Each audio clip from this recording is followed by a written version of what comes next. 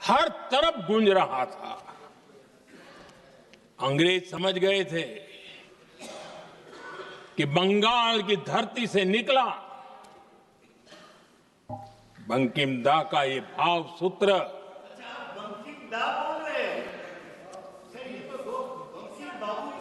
बंकिम बाबू बोले। अच्छा, thank you thank you thank you thank you thank you, आपकी भावनाओं के लिए मैं आदर करता हूं। बंकिम बाबू ने थैंक यू दादा, थैंक यू। हाँ, आपको तो दादा कह सकता हूं ना, वरना उसमें भी आपको इतराज हो जाएगा। बंकिम बाबू ने ये जो भाव विश्व तैयार किया था, उनके भाव गीत के द्वारा उन्होंने अंग्रेजों को हिला दिया। और अंग्रेजों ने देखिए कितनी कमजोरी होगी और इस गीत की ताकत कितनी होगी। अंग्रेजों ने उसको कानूनी रूप से प्रतिबंध लगाने के लिए मजबूर होना पड़ा था।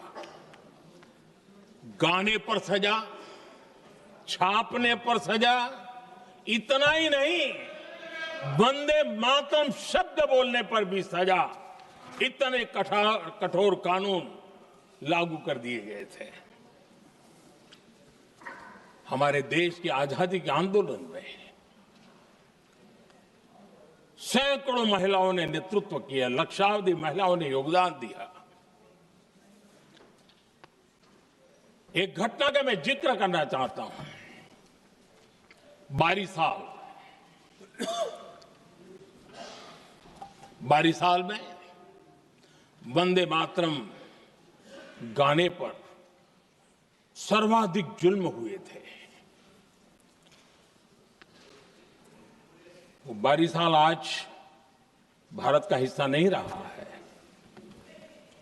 और उस समय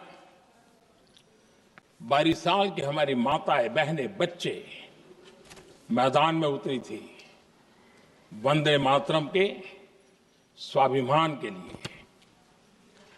इस प्रतिबंध के विरोध में लड़ाई के मैदान में उतरी थी। और तब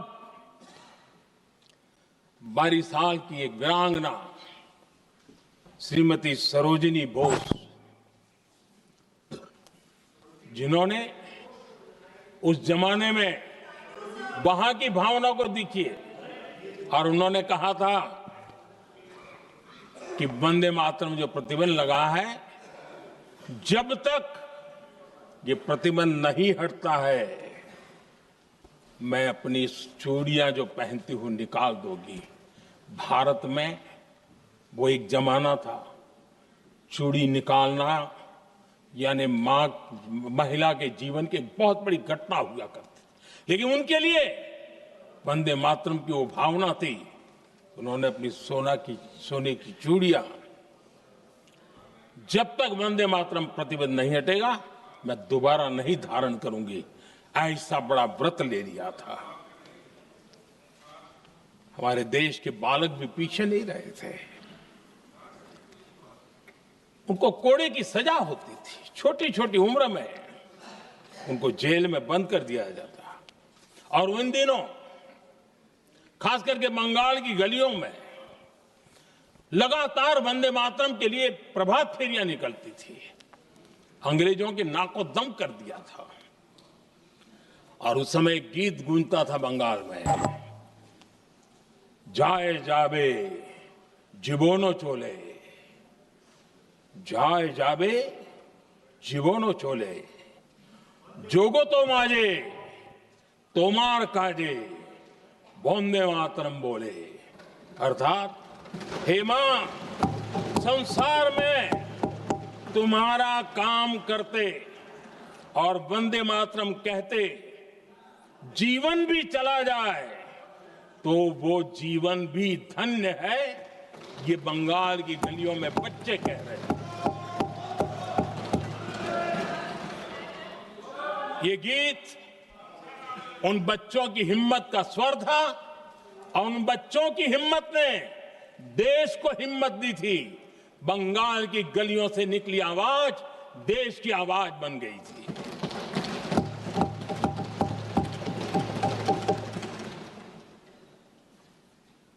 1905 में फरीदपुर के गांव में बहुत छोटी छोटी उम्र के बच्चे जब वंदे मातरम के नारे लगा रहे थे, अंग्रेजों ने बेरहमी से उन पर कोड़े मारे थे। यानी एक प्रकार से जीवन और मृत्यु के बीच लड़ाई लड़ने के लिए मजबूर कर दिया था। इतना अत्याचार हुआ था। 1906 में नागपुर में नील सिटी हाई स्कूल के उन बच्चों पर भी अंग्रेजों ने ऐसे ही जुल्म किए थे। गुनाह यही था कि वो एक स्वर से वंदे मातरम बोल करके खड़े हो गए थे। उन्हें वंदे मातरम के लिए मंत्र का महात्म्य अपनी ताकत से सिद्ध करने का प्रयास किया था। हमारे जांबाज सपूत बिना किसी डर के फांसी के तख्त पर चढ़ते थे और आखिरी सांस तक वंदे मातरम, वंदे मातरम, वंदे मातरम, यही उनका भाव घोष रहता था। खुदीराम बोस, मदनलाल ढींगरा, राम प्रसाद बिस्मल, अशफाक उल्लाह खान, रोशन सिंह, राजेंद्र नाथ लाहिड़ी, रामकृष्ण विश्वास, अनगिनत जिन्होंने वंदे मातरम कहते कहते फांसी के फंदे को अपने गले पर लगाया था। लेकिन देखिए, ये अलग अलग जेलों में होता था, अलग अलग इलाकों में होता था। प्रक्रिया करने वाले चेहरे अलग थे, लोग अलग थे। जिन पर जुल्म हो रहा था उनकी भाषा भी अलग थी। लेकिन एक भारत श्रेष्ठ भारत, इन सब का मंत्र एक ही था, वंदे मातरम।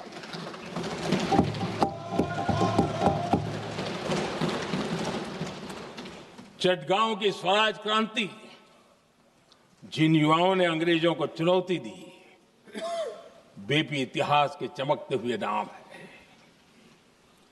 हरगोपाल बाग, पुलिन विकास घोष, त्रिपुर सेन, इन सब ने देश के लिए अपना बलिदान दिया। मास्टर सूर्यसेन को 1934 में जब फांसी दी गई, तब उन्होंने अपने साथियों को एक पत्र लिखा और पत्र में एक ही शब्द की गूंज थी और वो शब्द था वंदे मातरम।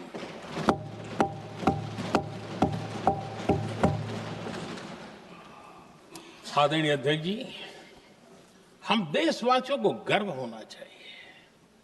दुनिया के इतिहास में कहीं पर भी ऐसा कोई काव्य नहीं हो सकता, ऐसा कोई भावगीत नहीं हो सकता जो सदियों तक एक लक्ष्य के लिए कोटि कोटि जनों को प्रेरित करता हो और जीवन आहूत करने के लिए निकल पड़ते हो।